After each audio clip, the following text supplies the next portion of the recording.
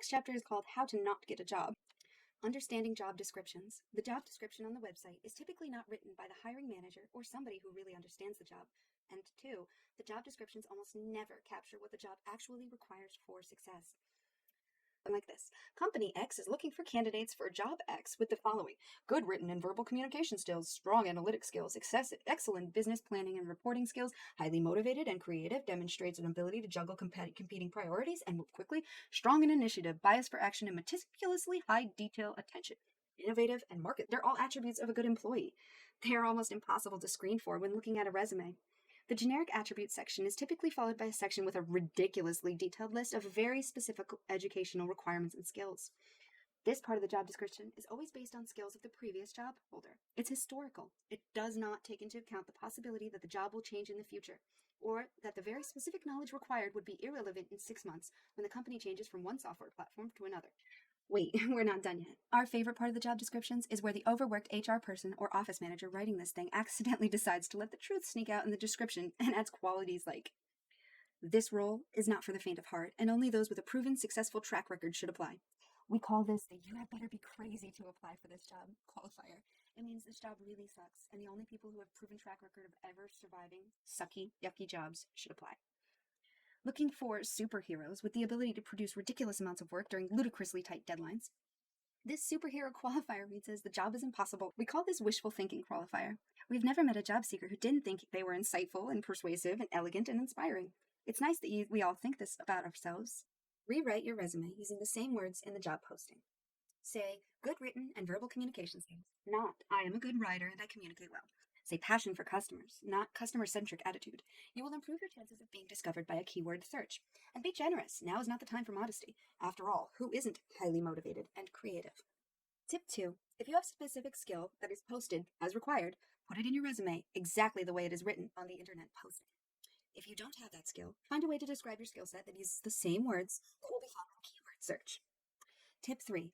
Focus your resume on the job as described. Even if the job description isn't very accurate, this will increase the chance that your resume will show up in a search.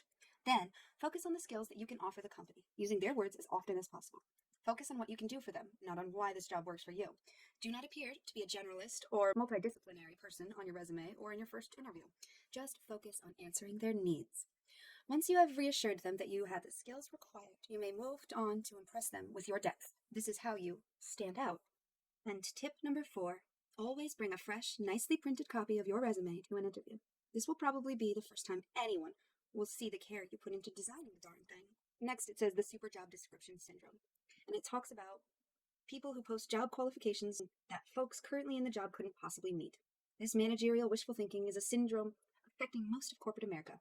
The process goes something like this. Jane, the employee who quit, was a great program manager, but boy, I wish she had XYZ.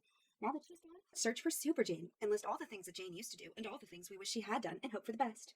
The super job description is posted, resumes are collected in keyword searches, and candidates are screened by phone. Interviews are scheduled, and candidate after candidate is interviewed and rejected because he or she is not Super Jane. This is especially true since no one fits the job description will work for what they used to pay Jane. The interview process like this is essentially broken. They burn out both the interview team and the candidates, and nobody gets hired. As a job seeker, you want to find out as soon as you can if you are involved in an interview process like this. One way to do some research is to find out how long the job has been posted. In a good labor market, a job posting should never be open for more than 4 weeks, 6 at the maximum. Another way to find out how many people have already been interviewed. Both data points will give you a sense of what's going on behind the scenes. It is surprisingly not hard to find this out. Just ask one of the people on the interview team. If they're in this situation, they know something is wrong. They're frustrated and they will probably tell you. They'll probably confess to wanting to leave the company. This happens more often than you think. The phantom job listing syndrome. There's another thing to be looked out for. Many companies have a rule that before they hire someone for a job, they have to post the job description, purportedly to make sure that the best candidates are hired and identified. But many times, managers have selected an internal or external candidate that they want to hire for the job. Being good at getting corporate bureaucracy, they write up the detailed job description, one that matches their candidate's resume. And post the phantom job description. Wait the required 2 weeks and do a few courtesy interviews, and then they hire the person they wanted all along. Since the job description was written to match the pre-selected candidate's resume, the hiring manager can prove that he or she is the most qualified person. These job openings never really existed at all. But you may have seen one and applied, thinking it was for real, and then never heard back from the company. Or worse, they wasted your time with a cursory interview and never followed up. One way to tell if this is happening is to find out how quickly job descriptions churn on a company's website. If they are coming and going every week or two, this might be a reason. Warning: cool companies and false positives. There's a particular issue to be aware of if you're applying to a cool company, a hot, growing, successful company that everyone wants to work for. Here in Silicon Valley, it's Google, Apple, Facebook, and Twitter. You may have heard of them. Cool companies can be found on healthy industries. You probably know the ones in the industries you're attracted to. The problem is an oversupply of not only qualified candidates, but really great candidates. These companies have far more top candidates than they have openings. Consequently, cool companies have no fear whatsoever about being able to hire terrific people. Their only fear is that they may hire a bad candidate. If a company erroneously concludes that someone is a good candidate when the persona is really just average, that's a false positive, and it's a hiring nightmare. Companies will do anything they can to avoid false positives in hiring. This includes being quite tolerant of false negatives, misperceiving that someone's a bad candidate when the person is actually a great candidate. Mistakenly letting the candidate go doesn't cost a cool company a thing. They have plenty of spare candidates, so letting a few spill on the ground is a much better mistake than hiring a bad candidate.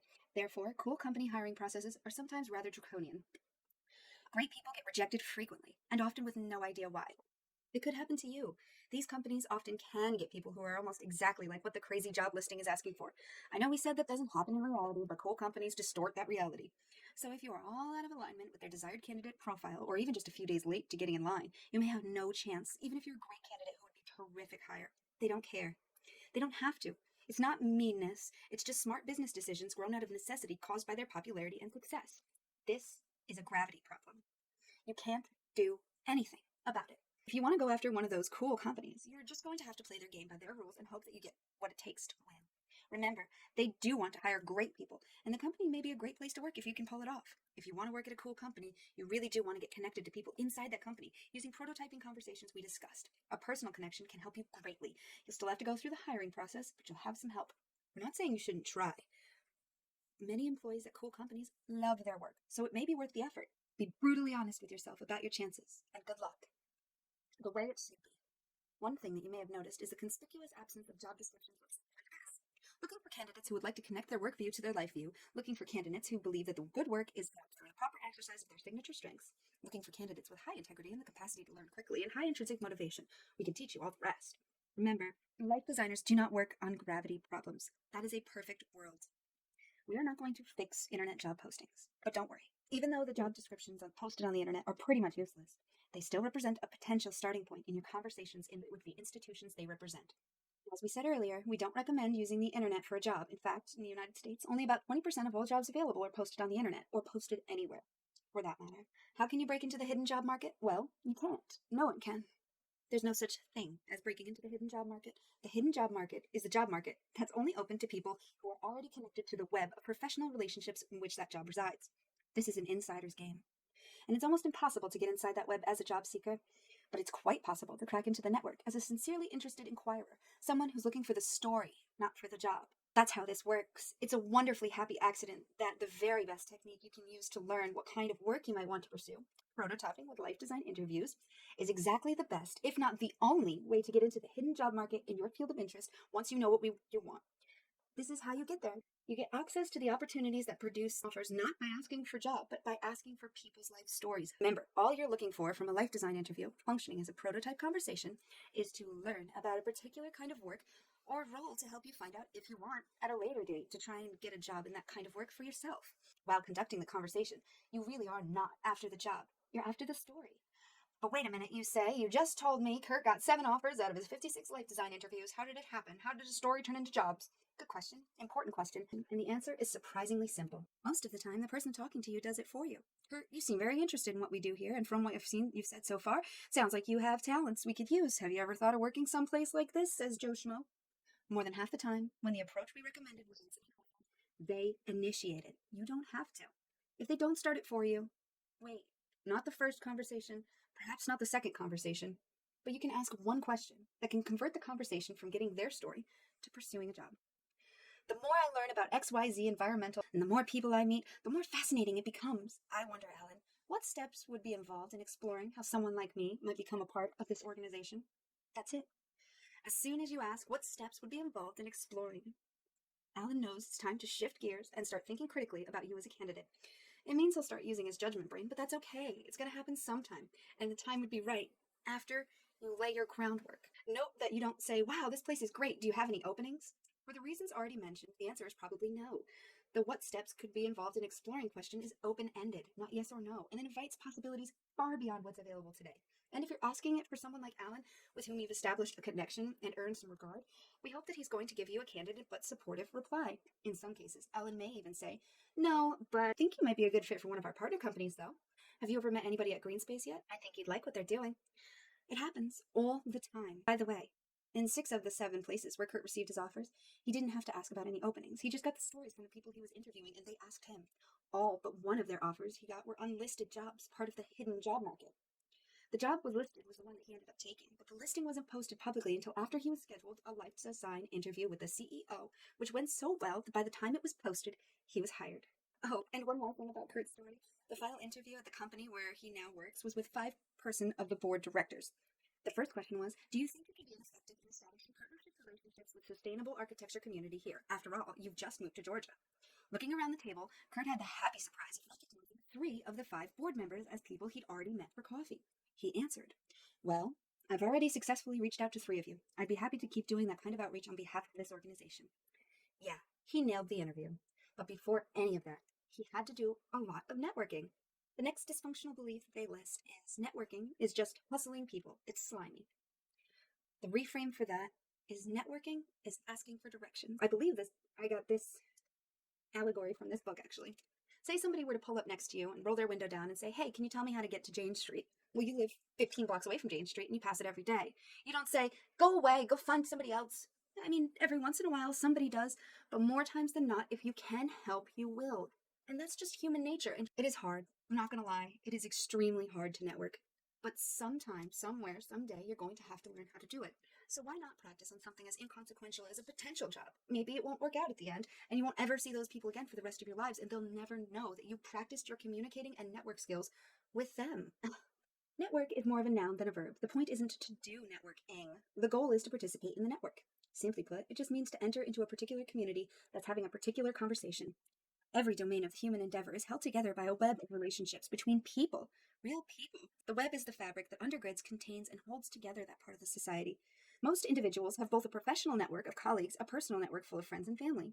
Most common way for people to be introduced across professional networks is by referrals from personal networks. This isn't favoritism, it's communal behavior. The use of personal or professional networks to initiate new people into a community's conversation is a good thing. The network exists to sustain the community of people getting the work done. And this is the only way to gain access to it. Another suggestion that they give is not only to use the internet for online job listings, but also to find and reach out to those people whose stories you want to hear. The next dysfunctional belief that they have listed is I am looking for a job. The reframe they use is I am pursuing a number of offers. Always keep your options open. You are, after all, the only advocate for yourself when everything comes down to a boil. It shifts you from being a person deciding whether or not you take a job, which you know nothing about, to being a person who is curious to find out what kind of interesting offer you might be able to find in that organization. It flips you from judging to exploring, from negative to positive, and that's a huge difference. When you are looking for a job, your focus is on that job, and your behavioral toward getting that job becomes centered around convincing the institution to hire you and conveying them that this is your absolute ultimate job in which you were born wanting. You have to convince this person or people in charge of filling that job or that the job description are a perfect fit. Match made in heaven, can't live without each other, have to be together or else. Since you don't really know much about the nature of the work, you have to fake your enthusiasm to make this process work. In other words, you either lie or you don't apply. And nobody likes to lie. But when you are looking for an offer rather than a job, your goal switches from getting one job to getting as many job offers as possible. Everything changes. You don't have to be deceptive. You can be genuinely curious about the job because it is absolutely true that you would like the opportunity to evaluate an offer. It's a matter of authenticity. When you reframe the job search into an offer search, you end up being more authentic, energetic, persistent, and playful while you pursue your next position or opportunity. And ironically, this ends up making you more likely to get the offer. People don't hire resumes. They hire people. People they like. People who are interesting. And you know what types of people each of us is most interested in, whether it's a potential date or a potential employee, and the ones that are most interested in us. It goes back to curiosity, one of the most important life design mindsets. Whether you are seeking your first job, changing careers, or choosing an encore career, you need to be genuinely curious. That's what prototyping conversations and prototyping experiences are all about. Being open and curious about the possibilities, pursuing latent wonderfulness. What this means is that you ask yourself, Is there a 20% chance that there is something interesting to me going on somewhere in this organization? Is there a 10% chance? If the answer is yes, then don't you want to find it? Of course you do. And that desire to find it allows you to show genuine curiosity and willingness to pursue the latent wonderfulness in an organization that you may have unnecessarily dismissed. You rarely know too much about a job before you get an offer, so pursue all offers that you can. All you need is the possibility that one of them might be a fit. That's it. It's going to be latent wonderfulness. It's going to be more about possibility than preconception. Kurt entered into genuine conversations and he found a good job that he's been able to build into a great career. And you can do the same. We know this is hard. We know this is a lot of work and it's sometimes scary, but it is incredibly interesting. And it's the only way we know how to crack into the hidden job market, to some degree. It's also a numbers game. The more connections you make, the more prototypes you run, the more opportunities that will turn into offers. Consider the alternatives: 38 applications and 40 offers, 56 conversations for 7 offers, and a great professional network. Which approach do you like better? After all, it's your call. It's more than possible to use design thinking to get your first job, transform your current job, design your next job, and then create a career that integrates your work view and your life view. In fact, we recommend it because there is no job charming coming to rescue you. The idea of a dream job that already exists, fully formed, just waiting for you to find it, is a fairy tale. You design your really perfect, terrific, and surprisingly close to a dream job the same way you design your life, by thinking like a designer and generating options, prototyping, making the best choices possible, and by learning to live into those choices. All right, the next chapter, chapter 9, almost done, choosing happiness. Designing a career and a life requires not only that you have a lot of options and good alternatives, as we have discussed, but it also requires the ability to make good choices and live into those choices with confidence, which means that you accept them and don't second guess yourself. Regardless of where you started, what stage in life your career you are in, and how great or dire you perceive your circumstances to be, we would bet our last dollar that there is one goal you all have in your life that you are designing: happiness. Who doesn't want to be happy? In life design, being happy means you choose happiness.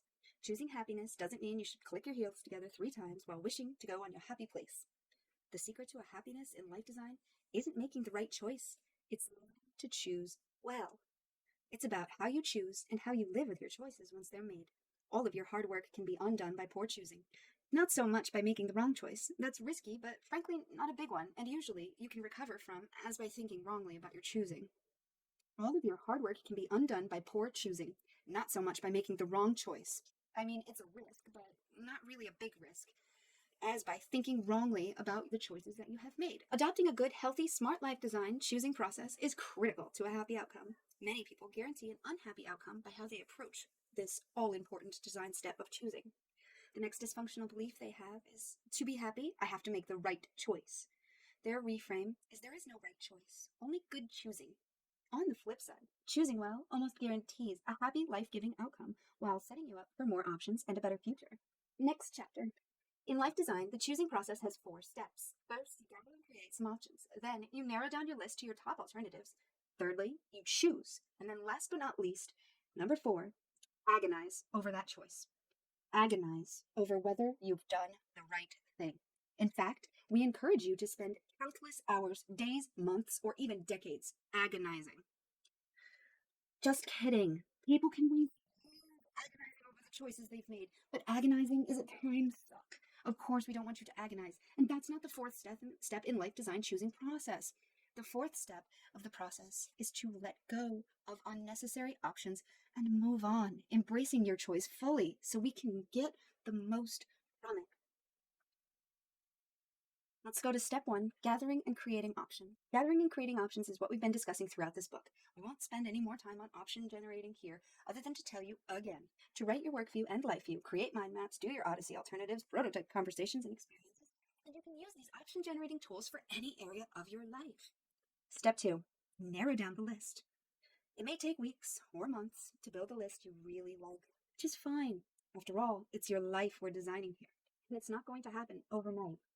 Now, once you've got a hefty list of options, chances are you're struggling with all the possibilities.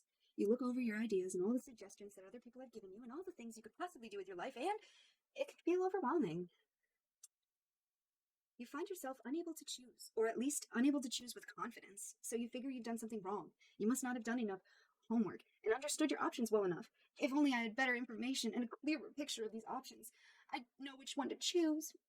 And off you go to do more research, interviewing, and prototyping, and it doesn't work. And it doesn't work because even though not having enough information is sometimes a real problem, it's usually not the core issue.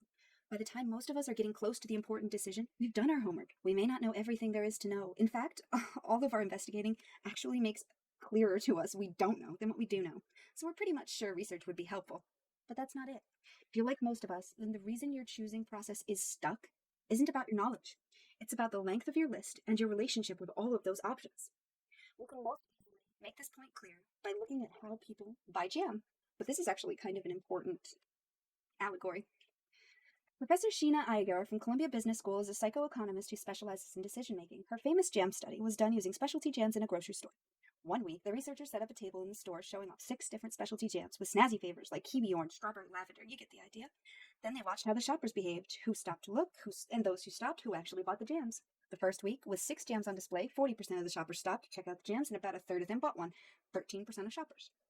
A few weeks later, the same time frame, the researchers came back with 24 jams. This time, 60% of shoppers at the store stopped, and a 50% increase over the 6 jam display.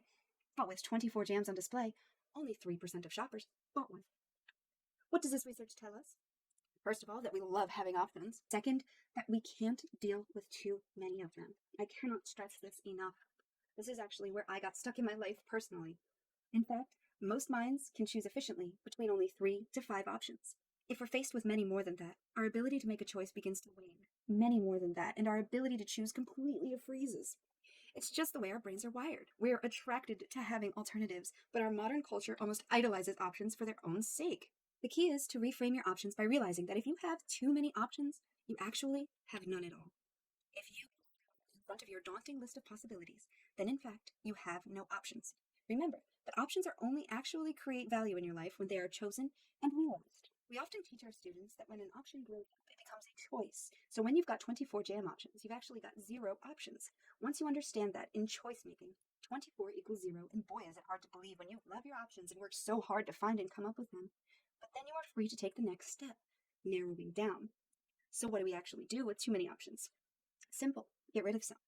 First, it turns out that a lot of your options group together into categories, and you can break your list down into smaller sublists.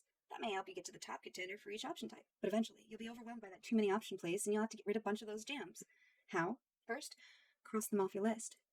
If you've got a list with 12 options, cross out 7, and then rewrite your list with the remaining 5 and go to step 3. Most of our students and clients freak out at this idea. You can't just cross options off. What if I cross out the wrong one? We understand, but we're not kidding.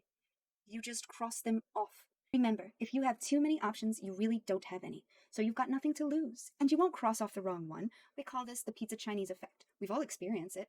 Ed sticks his head out of the office and said, "Hey, Paula, we're going to lunch. Want to come?" "Sure." "We're choosing between pizza and Chinese food. Got a preference?" "Nah, whatever's good." "Okay, we're getting pizza." "Wait, I want Chinese." It's that situation. You gave your first answer. Whatever's good. You thought you meant it.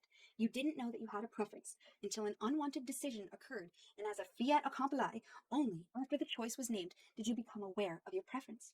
So you really can't lose when you're shorting your list of options. If you cross out the wrong ones, you'll know. Trust us when we tell you that you can trust yourself. And if you find you can't choose among the 5 alternatives either, check which of the 2 very different reasons might apply. The most common reason is that you're still in agony over losing those 7 other options that you were refusing to let go. And if that's the case, then do whatever you need in order to shorten your list. If, however, you can't act on your list of 5 because you really can't find any preferences or meaning distinctions between them, well, then you win. You have just discovered that you've got a can't lose situation on your hands. That means after all 5 options are strategically worthwhile for you, then there's no real distinctive difference. They will all work for you, which leaves you to choose based on secondary considerations. The drive is easier, the logo is cool, the story will be sexier at cocktail parties. The point is that you want to leave the store with some jam. Now, step 3, choose disconcertingly. Now, once you've done the preliminary work of gathering and narrowing down, and yes, you do want to gather lots of options up front, choice overload notwithstanding, because they're choosing, you need to choose from the best list. The hard part starts. Actually choosing. To choose well, you need to understand how our brains work in the process of choosing. Where do good choices come from, and how do you know when you know? Fortunately, we are now living in an area of unprecedented progress in brain research. It turns out that the part of the brain that is working to help us make our best choices is the basal ganglia. It's part of the ancient base brain, and as such, does not have connections to our verbal centers, so it doesn't communicate in words. It communicates in feelings and via connections to the intestine. those good old gut feelings. The memories that inform this corresponding functioning outcomes Dr. Goodman refers to as the wisdom of the emotions. By this, he means the collected experience of what has and hasn't worked for us in life and what we draw upon in evaluating a decision. Our own wisdom is then made available to us emotionally, as a feeling, and intrinsically, as a bodily gut experience. Therefore, in order to make a good decision, we need to access our feelings and gut reactions to the alternatives. Remember that default response to being stuck on a decision? I must need more information. We can now see that that is exactly what we do not need. It is our too noisy brains talking to us constantly as they try to cognate our way to a good decision. And that's getting in our way of connecting to our gut feeling for this decision. It is very important to have good information available, to do lots of homework and take lots of notes and make spreadsheets and comparisons and talk to experts, etc., etc., etc. But once all that work is done, led by the prefrontal cortex of the brain, which runs the executive functions of coding, listing, and categorizing, we need that wisdom center where our well-informed emotional knowing helps us discern the better choices for us. Right? An incredibly skilled therapist friend of Dave's always knew when she was getting to the important issues with a client, her left knee would start to ache. She didn't know why it was her left knee, but over years of attentive practice, she came to trust what her knee had to tell her. Because she learned to listen to her knee, she was able to make better decisions and better serve her clients by accessing that awareness. The key to step 7 is to make discerning decisions by applying more than one way of knowledge. And in particular, not just applying cognitive judgment by itself, which is informed but not reliable on its own. And we aren't suggesting making only emotional decisions either. We have examples of emotions getting people in trouble, though usually those are impulse emotions, and that's a very different thing. So we're not saying to swap your brain out for your heart and your gut. We're inviting you to integrate all of your decision-making faculties and to be sure that you make space so your emotional and intuitive ways of knowing can surface in the process. In other words, don't forget to listen to your knee and your gut and your heart. Doing this requires that you educate and mature your access to and awareness of your emotional, intuitive, spiritual ways of knowing, or however you may name these effective aspects of our shared humanity. For centuries, the most commonly affirmed path to such maturity has been that of personal practices such as journaling, prayer, spiritual exercise, meditation, integrated physical practices like yoga, tai chi, and so on. Whether that's your 5 minutes by yourself on your drive home from work and you're getting your list out in your head, that's what they're talking about, that deep part of you that just intrinsically knows what you need. We don't have the space, nor do we claim the expertise to coach you on forming your set of personal practices, but we do encourage you to do so. The reason practices work to give you better access to your best wisdom in discerning a good decision relates precisely to the nature of such insights. Emotional, intuitive, and spiritual forms of knowing are usually subtle, quiet, and even shy. Rarely do people get to access their deepest wisdom by rushing around a few hours before a deadline and talking a lot or surfing the web. It's a slower, quieter thing. Practices are just fun. Practice. We both practice regularly, month in and month out, especially during our off season, when there's no pressure to perform and we can focus on just doing the practice and gaining strength and balance. The time for gaining maturity by practice isn't during the playoffs, when things are stressful and demanding. Decision making is stressful, so the best time to prepare for good choosing is when there is no choice at stake. That is when you can invest in your emotional intelligence and spiritual maturity so that those muscles are strong and trained when it's time to make a decision or game time. The best time to get ready for step 3 is months, even years, before actually choosing. That means the best time is right now. Today is the best day to start making the investment. Here's one specific technique that you can try that emphasizes gaining wisdom of your emotions. It's called Grok It. I'm also going to divvy out this part for Grok. I think it's kind of cool, so I'm going to include it. I absolutely love Bill Burnett and Dave Evans. They're amazing way with words. In his 1960 sci-fi class, Stranger in a Strange Land, Robert Heinlein invented the word Grok to describe a way of knowing that Martians employ. It means to understand something deeply and completely, so much that you feel you become one with it. Because of its rarity, Martians don't understand what water is or drink water. They grok it. Now, grok has more common cultural use. I grok that is sort of like I get that, only more so. I get that on steroids. When you finally get down to making a choice from your narrowed down list of alternatives and you've cognitively evaluated the issues, emotionally and meditatively contemplated the alternatives, it may be time to grok it. To grok a choice, you don't have to think about it, you become it. Let's say you've got 3 alternatives. Pick any one of them and stop thinking about it. Choose to think for the next 1 to 3 days that you are the person who has made the decision to pick alternative A. Choice A is your reality right now. When you brush your teeth in the morning, you are doing so having chosen A. When you sit at a red light and you're waiting to proceed toward your destination, related to living in alternative A. You may or may not actually say things to other people about this, such as, oh yeah, I'm moving to Beijing in May, because such statements can cause confusion later. But you get the idea. You'll just live in your head as the person in alternate reality A. You are not thinking about alternate A from your current reality as a struggling choice maker. You are living calmly as one who has chosen A. After 1 to 3 days of this, and how long is up to you and a matter of taste, then take at least a day or two off to be your regular self and reset. Then do the same thing with alternative B, another rest, and alternative C. Then one more reset break, and finally, a thoughtful reflection on those experiences, what they were like, and which of those people you would most like to be. This technique isn't guaranteed. No such techniques are. But you can see how intention here is to allow your alternative forms of knowing, emotional, spiritual, social, and intuitive, to have some room to express themselves to you and hereby complement the evaluative cognitive knowing, which, if you're like most of us, is the dominant form of thinking and something that you rely on. Remember, I was talking in the beginning about unlearning things and trying to relearn new things? This will help you get into the way of doing that. Step 4, agonize. Just kidding. Let go and move on. Before we discuss the step of letting go, it's important to address, at least briefly, why the fourth step is not to agonize. Agonizing looks like this. Did I do the right thing? Am I sure this is going to be the best decision? What if I'd done 4 instead? I wonder if I can go back and do it over. If you have no idea what we're talking about here, consider yourself unusually fortunate. Thank your parents for good brain chemistry DNA and skip ahead. But if you're like most of us, those are familiar questions. And we hear lots of groans of recognition when we say, the last step, agonize about the decision over and over again. Those groans are a signal of our shared humanity in this experience of decision making. The reason we're agonizing is that we care about our lives and the lives of others. These decisions matter, and we want to do our best to give the future its best possible chance. We want to make good decisions, but of course we can't possibly know if we've done so right away. Unknowns are always out there, and none of us can see the future accurately, so how do we beat this post-decision agony thing? It turns out that our mindset about how we make good decisions is as important as which decisions we make. It seems obvious that the best way to be happy with a choice is to make the best choice. Simple enough, except it's impossible. You can't make the best choice because you can't know what the best choice is until all of the consequences have shown their head. You can work on making the best choice, given what's knowable at the moment, but if your goal is to make the best choice, you won't be able to know.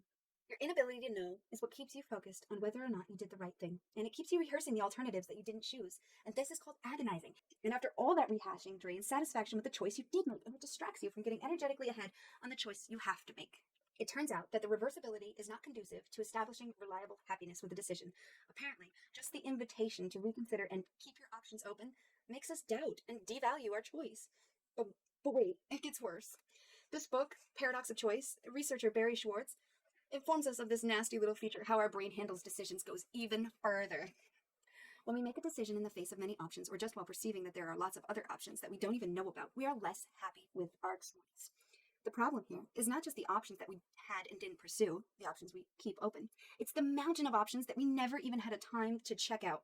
The perception that there are a gazillion of possibilities that may have gone great, but that never got to, is a powerful force against being at peace with our choice making. Even if we don't know what it was, there must have been a better option out there, and we missed it. In the internet-powered globalized world, there are always a gazillion options. So we are now more capable of being unhappy with our choices than any generation in history has ever been ever. The key is to remember that imagined choices don't actually exist because they're not actionable. We're not trying to live a fantasy life, we're trying to design a real and livable life. But if we've burdened ourselves with knowing everything about our decisions and discovering every option possible, which of course you should do if you're going to make the best choice, we would never decide. Ever. In life design, we know that there are countless possibilities, but we aren't stymied by that fact. We revel in exploring a few possibilities and then taking action by starting with a choice. Only by taking action can we build our way forward. So let's get better at building and better at letting go of the options we don't need any longer. And now you have the confidence to get more options in the future, just the way you got those. The key is choosing happiness and being happy with your choices. Letting go. When in doubt, let go and move on. It really is that simple. We're not saying you pretend you don't know about the roads not taken or that you will never again discover something halfway down the path and decide to look back up and make a correction. We are saying that there is a smarter way to proceed and which will significantly enhance your ability to be successful in implementing your choices and lead to happiness and satisfaction on this journey.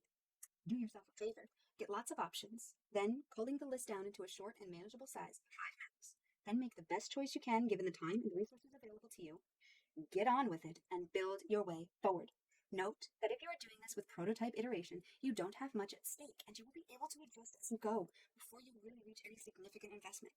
And once you make a choice, embrace your choice and go with it. When the questions that lead to agonizing creep into your head, evict the thoughts and direct your energy into living well the decisions you've made. Pay attention and learn as you go, of course, but don't get caught with your eyes and fixated on the rearview mirror of decision regret. This letting go step relies primarily on personal discipline. Keep your reframed understanding of decision making handy and be sure to win the internal argument with yourself when you're tempted to rehash and renuminate. Put in place the support that you need and stick with it. Find a life design collaborator or a team to help remind you why you made your choice or the choices that you did. Make a journal entry about your decision and reread it when you get confused. Find what works and enable yourself to enjoy your choices fully. This is the next dysfunctional belief, and I have it written with hearts all around. Happiness is having it all. The reframe: happiness is letting go of what you don't need. I love that. Okay, let's pretend we'll go into the future a little bit. Pretend you made a choice. Okay, choice made, job done, right? Wrong. You still have to implement step 4. Merely letting go is an incredibly hard thing to do, and some would say impossible. For example, not right now, put anything in your mind's eye except a blue horse. Whatever you do not think about or see a blue horse. No spotted blue horse, no blue unicorn, no blue pygmy pony with a red and white striped saddle and a pink ribbon in its tail. How did you do? If you're like anybody we've ever encountered, you've stampeded by blue horses.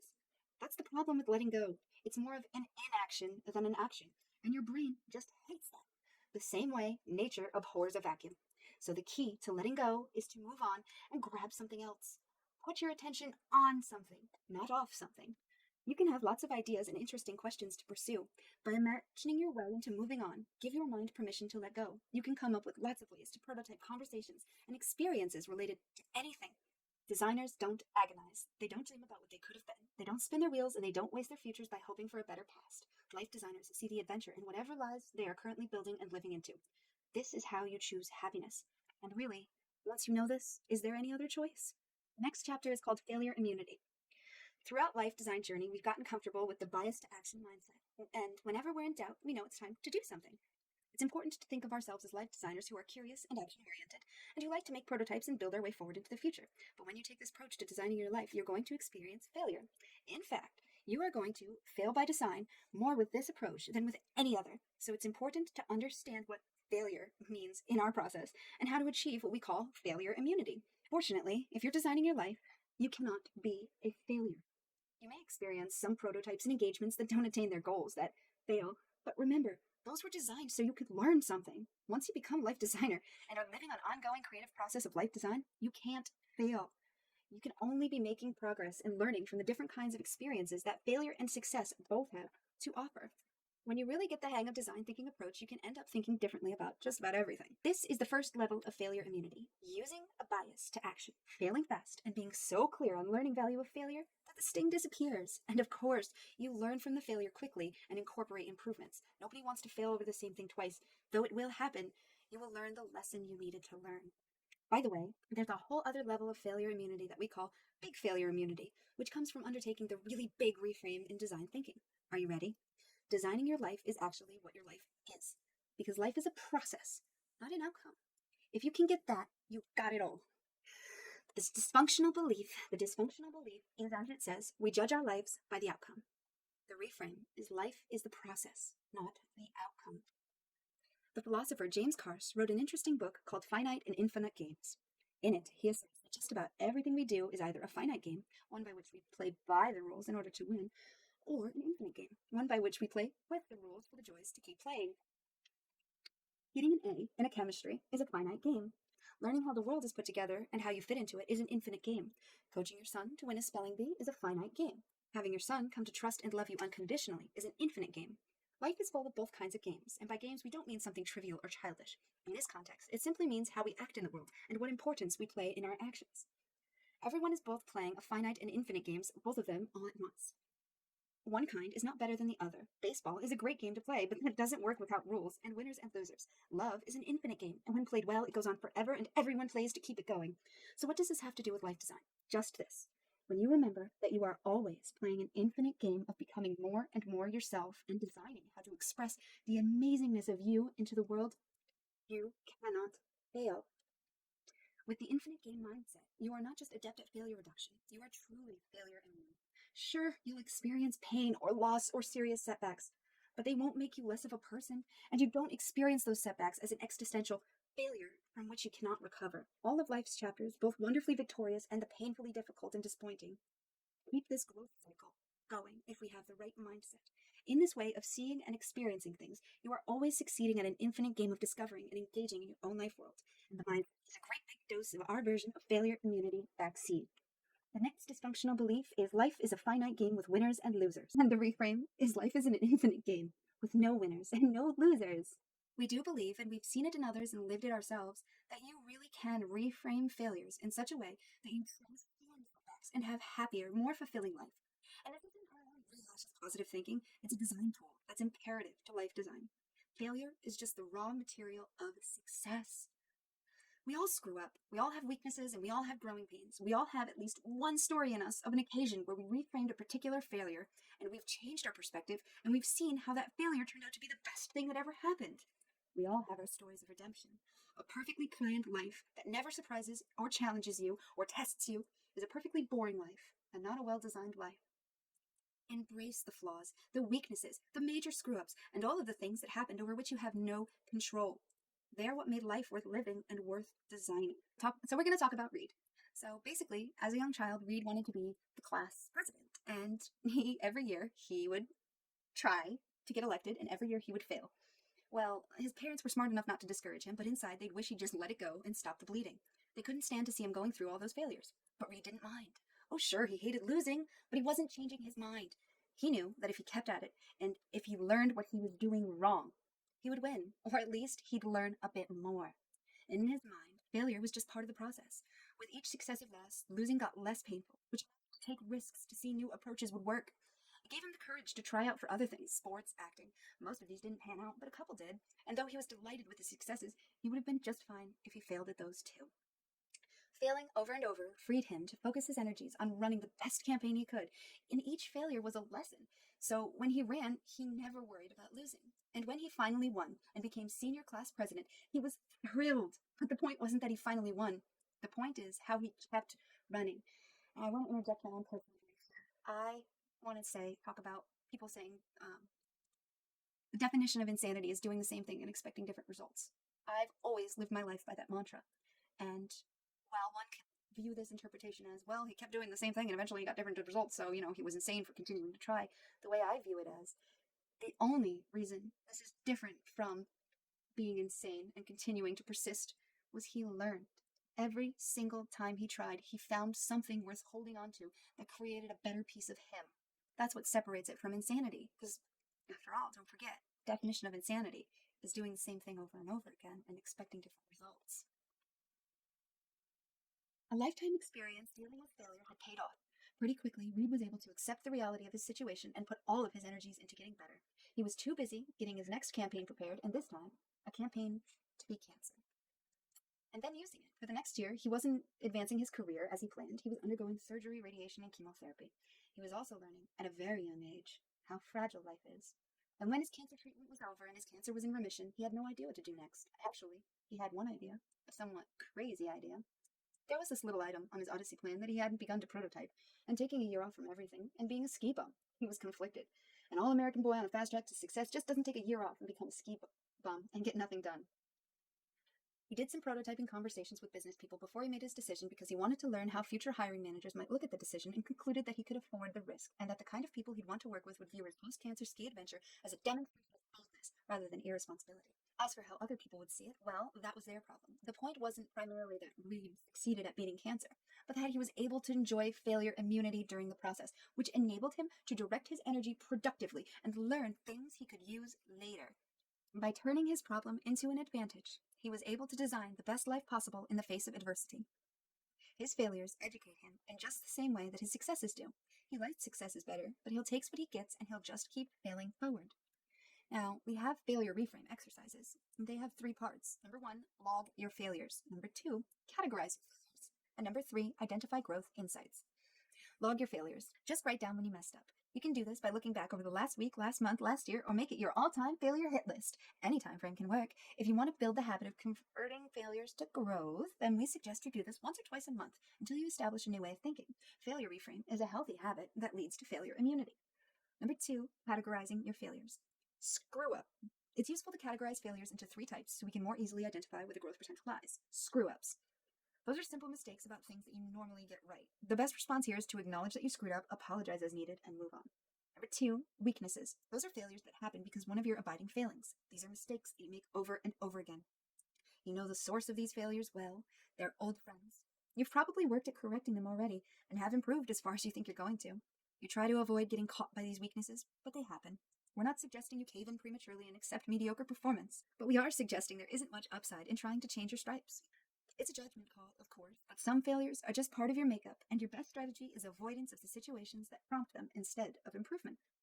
The third and final are growth opportunities. These are failures that didn't have to happen, or at least don't have to happen the next time. The cause of these failures is identifiable, and the fix is available. We want to direct our attention here, rather than get distracted by the low return on spending too much time in the other failure types. Identifying growth insights. Do any of the growth opportunity failures offer an invitation for real improvement? What is there to learn here? What went wrong? What was the critical failure factor? What could have been done differently next time? The critical success factor. Look for an insight to capture that could change things next time. Jot it down and put it to work. It's that simple. That's it. A simple reframe. Here are some examples. Failure. Number 1, Lisa's B-day 1 week late. It's a screw up. X. Failure 2, last minute budget. That's a weakness. X. Failure 3, the phone surprise. That's a growth opportunity. And in it, he wrote, start the call with news and agenda. And number 4, the termite thieves. That was a screw up as well. Nothing you can do there. There's also a section in the workbook for these failures and these categories that helps you keep lists that are concise and cohesive. Don't fight reality. Even if you have your dream job and your dream life, stuff will still hit the fan. Designers know a lot about how things don't work out as planned. When you understand who you are, design your life, and then go live your life, you cannot fail that way. It doesn't mean you won't stumble on a particular prototype or that they will always work as expected. But failure immunity comes from knowing that the prototype that doesn't work leaves you with valuable information about the state of the world here at your new starting point. When obstacles happen and your progress gets derailed, when the prototype changes unexpectedly, Life Design lets you turn an absolutely change, setback, or surprise into something that contributes to who you are becoming personally and professionally. Life designers don't fight reality. They become tremendously empowered by designing their way forward no matter what. The only question that remains is one we've all heard a time or two before. What would you do if you knew you could not fail? Chapter 11, Building a Team. Designers believe in radical collaboration because true genius is a collaborative process. We design our lives in connection with others because we is stronger than I. It's as simple as that. Next dysfunctional belief. It's my life and I have to design it myself. The reframe is you live and design your life in collaboration with others. I'm just going to simply put this out here. If you don't collaborate with others prior, whether these are your close friends or not, your close friends will be able to tell you whether or not this sounds like something you would like to do, and your family knows you deeper than any person ever could. Life design is all about your life, but it's not about you. It's about us. When we say we can't do this alone, we don't just mean that we'd like to do it ourselves, but we're insufficient, so we have to get some helpers. What we mean is that life design is intrinsically a communal effort.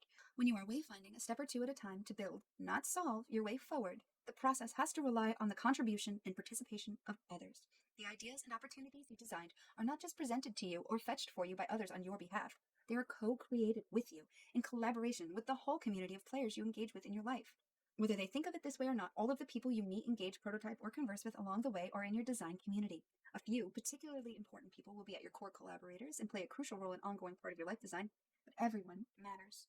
Everyone. The ideas and possibilities and roles and forms that you will end up living do not actually exist anywhere in the universe right now as you are reading this. They are all waiting to be invented, and the raw material to invent them is found in the world, and most important, lying in wait in the hearts and minds and actions of others, and many of whom you have not met yet. You know the kind of thinking we're talking about here, the kind that says you should get some good goals and go get it. It sounds like the locker room at halftime. Get out there, you can do it. We say, that's nuts. Think about some of the examples that we've given. Both of them were lost in their own ways, wondering why they weren't happy with their choices, wondering which direction to go next, and not knowing how to make an actual living out of their lives in a way that made sense. They weren't designing their lives, and they weren't using a team. If you find yourself standing alone in front of a mirror, trying to solve or figure out your life, waiting to make a move until you are clear about the correct answers, you are going to be waiting a long time. I can personally guarantee that as somebody who's been waiting a long time. Identifying your team. Supporters. Supporters come in all flavors, ages, proximities, and sizes. Supporters are just the go-to people you can count on to care about your life. People close enough to you that your encouragement helps keep you going. Their feedback is of real use. Most of your supporters are your friends, but not all friends are supporters, and some supporters are not friends. They're there for you in your life design, but they don't hang out with them. How many supporters you have is largely a result of your personality, and this group may range from 2 or 3 to 50 or even 100. Then we have players. Players are active participants in your life design projects, especially in your ongoing work-related and advocational project and prototypes. These are the people you actually do things with, your coworkers in a classic sense. Then We have your intimates. Intimates include your immediate and close extended family members and your closest friends. These are likely the people most directly affected by your life design and whether or not they're actively involved in your life design project or the most influential people in it. We encourage you to at least keep your intimates informed, if not directly involved in your life design work. These people are a big part of your life, so don't leave them out. All we're saying is that you recognize how important these people are and figure out an effective and appropriate role for them. Do not try to avoid the mistake of leaving them completely out until the end. That seldom works out well, for a lot of reasons you can probably imagine. Surprising your wife with the fact that you're prototyping living off the grid for the next year doesn't really land well most times. Then we have the team. These are the people with whom you are sharing the specifics of your life design and who will help track you on that project over time at regular intervals. You need a group of people to walk alongside you as you are doing your life design. They do not have to be your best friends, and they do need to be willing to show up for you and to be helpfully attentive and reflective with you and to respect and care about the process, but not be full of answers. This group of people is usually from 2 to 6 people. Since everyone's time is limited and we hear less from each person, rules start to form. Anne becomes the practical one, Theo is defending your creative side, and on bigger teams, each person gets stuck in a persona and the conversation shrinks. So again, try to build a team of 3 to 5 people for the best dynamics and the most innovative input. And 1 extra large pizza will do for team sessions. That's a plus. Ready for team rules? First of all, keep it simple. The team's focus is on supporting effective life design, no more, no less. The team members are not your therapist, financial advisor, or spiritual guru. They are your co-creators. The only role that really needs to be defined is that of the team facilitator, the person who organizes when you get together and when you can meet. That's usually you. It's best if you drive the scheduling and communications. That way you can be sure the team is on track. You just want someone to participate in the conversation and also attend to how it's going, making sure that everyone is heard from and that key ideas and suggestions aren't lost in the noise, and helping the team determine which path to follow when multiple issues and considerations present themselves at once, which happens a lot. As far as rule goes, we have just 4 in our Stanford teams, which we call sections. Keep it respectful, confidential, participative, no holding back, and generative. Constructive, not skeptical or judging. Then we have counsel versus advice. This is one of my favorite sections, very highly annotated in my book. I absolutely love this section. We make a clear distinction between counsel and advice. Counsel is when someone is trying to help you figure out what you think. Advice is when someone is telling you what he or she thinks. When someone says, well, if I were you, I would blah blah, and anytime you hear if I were you, you're getting advice. When someone says if I were you, what they really mean is if you were me. See, that's the point of advice. Telling what you would do in your life, what the advisor would do in your situation. Well, that's great if you happen to be identical to the person giving the advice. If you're a genetic twin, go for it. Otherwise, we seldom find ourselves advising people who are just like us. Advice is fine to get. You just want to be careful about actually taking it. If you're getting advice, try to find the advisor's values and priorities and point of view and what key experiences informed the evolution of their conviction about that advice. Good advice comes from people who are indisputable experts. You want an expert to advise you on filing your taxes or whether you should have surgery. There's no expert advisor for your life. People will sometimes say, I got bad advice. That's probably not true.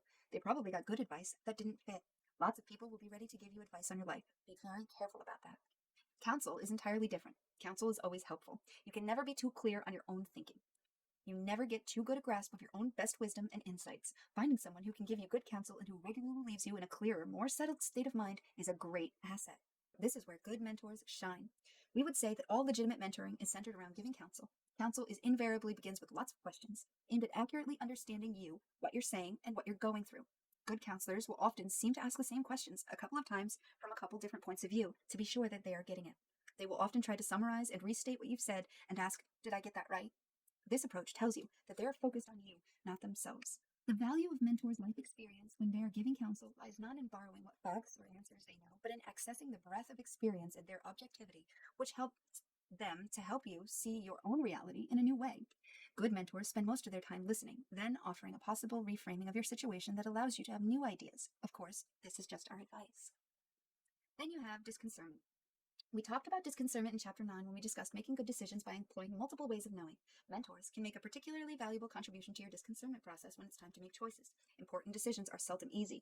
A good mentor will resist telling you what to do, or at least explicitly be cautious about the risks of over-influencing you. She might say, well, look, I'm not really trying to tell you that the right thing is to take that promotion and move to Beijing for a year.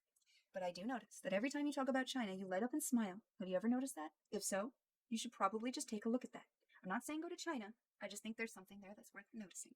The long view and the local view, it's got mentors and mentees. If anybody wants to get into that at a later date, I would love to, but I'm too close to the end if I want to get into all that entire page for you guys. All right, here we go to the end, the conclusion. A well-designed life. What does a well-designed and balanced life look like? Imagine a day cut into perfectly equal pieces of pie. One slice for career, one slice for pay and fun, one slice for family and friends, and one slice for health. What's your perfect pie? We all know the areas of our lives that are in need of a little more time and effort, and we could benefit from a little more design thinking and a little less worry, rumination, and should've, could've, would've thinking. Now, how much of your day today did you actually spend having some fun, advancing your career, nurturing your relationships, taking care of your health, prototyping what's next? What does your pie really look like? Let us tell you a little secret. There's no perfect pie. It is virtually impossible on any given day to devote yourself equally to all the areas of life that are important to you. Balance happens over time. Life design happens over time. Balance is a myth, and it causes a lot of grief and heartache for most of us. We don't fight reality, and living in reality means looking at it and accepting where you are right now. Life design is really about being able to answer the question, how's it going? It is possible to design your life in such a way that when those closest to you are giving your eulogy, they will say, well, overall, she had a pretty evenly sliced pie. Okay, so maybe you don't want somebody to say exactly that in your eulogy, but you get an idea. We know we don't want someone to stand up at our funeral and say, well, she had good written, verbal, and communication skills. Or she really demonstrated the ability to juggle competing priorities quickly. Life is about more than a paycheck and job performance. We all want to know we mattered to someone. We all want our work to contribute to the world. And we all want to know we loved and we lived the best we could and with as much purpose and meaning as possible. And that we had a pretty fun time doing it. And the last dysfunctional belief. I finished designing my life. The hard work is done and everything will be great. The reframe. You never finish designing your life. Life is a joyous, never-ending design project of building your way forward. In that sense, your new design will be in place and the old design will be behind you, and that shift is indeed a big deal. You can really feel it, but your life designing is over. Further, in life design, we only take on the question, how to design your life, not what life you should live or why one life is better than another. Disrupting life. Some of the reframes we've offered may be disruptive. Unlearning things is often harder and more important than learning things. But we'll wager that none of what you learned or unlearned in your sojourn through this book with us, as disruptive or obvious or upsetting or enlightening as it may be, will actually turn you into a different person. We anticipate that it will just make you more like you. That's what good design always does. It releases the best of what's already there, waiting to be found and revealed. We introduce the idea of life design in this book by telling you 5 simple things you need to do. Be curious, curiosity. Try stuff, bias to action. 3. Reframe problems, reframing.